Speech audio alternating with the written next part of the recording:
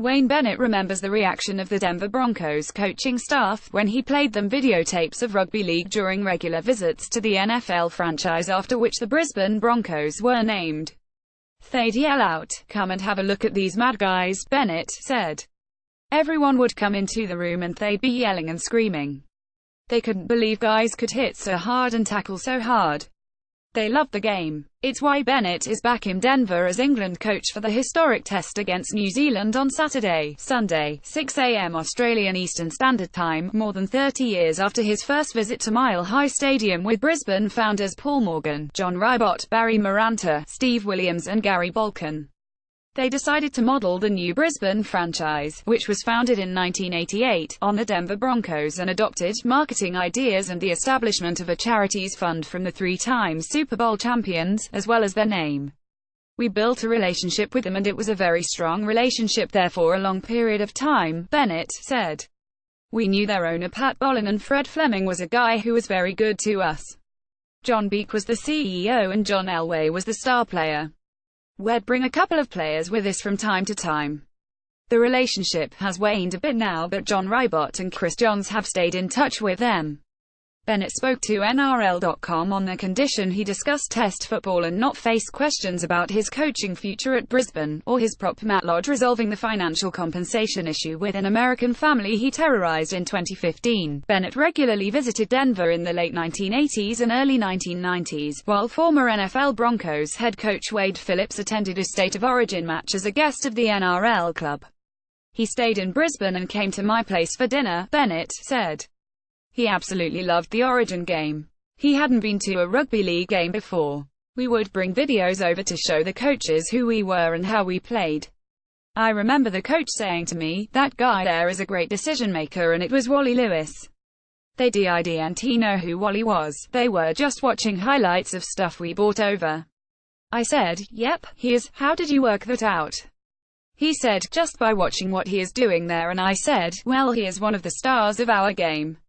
The similarities between rugby league and American football are a reason Bennett believes the United States is a market the game needs to make a genuine attempt to capture. He has previously coached Queensland in the 1987 State of Origin at Long Beach, California, and Australia in a match against the USA at Philadelphia in 2004. "We have been dipping our toe in the water for a long time here, but we don't do anything more and it disappoints me," said Bennett, who believes the game needs staff in North America to pursue sponsorship revenue and develop rugby league in schools. "We were here in 1987, we took the best product we had in the game, State of Origin, and nothing ever happened. We walk in and we walk out. We have got to back it up and we have got to take a long-term view of the international game. There are 250 million people in this country. They speak the language that we speak. It is a great market for us. They are going to have a World Cup here in 2025 and we need to promote that World Cup." Bennett was responsible for the Tri-Nations concept, later expanded to 4 nations, after kangaroo tours were no longer possible because the British competition moved to summer during the Super League War. He also helped New Zealand to win the 2008 World Cup as assistant coach to Stephen Kearney and has revived the fortunes of England, who qualified for their first World Cup final since 1995 at last year's tournament. "International football makes our game stronger and right now it is the strongest I have ever seen it," Bennett said.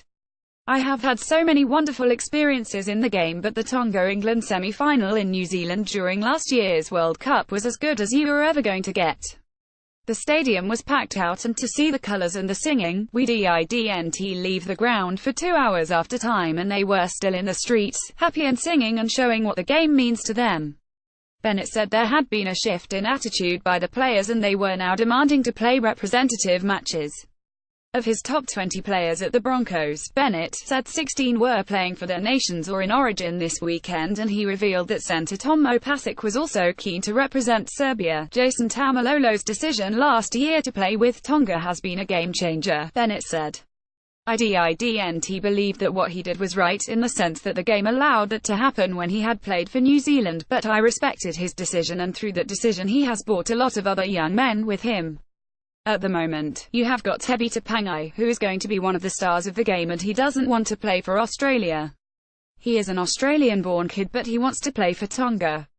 I am all for it, but the game has to support them now by having more internationals for them because they want to play and they want to tour. Tevita was at me saying, "Why don't England play Tonga in America next year, coach?" With NRL clubs opposed to the Denver test, there are doubts about whether England and New Zealand will be able to honour their agreement to play in the United States next year and in 2020. However, Bennett implored RLPA General Manager Clint Newton, who played for the USA at the 2013 World Cup and is also in Denver for the test, to support the growth of the international game. "We are only here today because of the English players. They had a fair bit of pressure put on them not to come, but I am telling you that to a man they stood tall," Bennett said.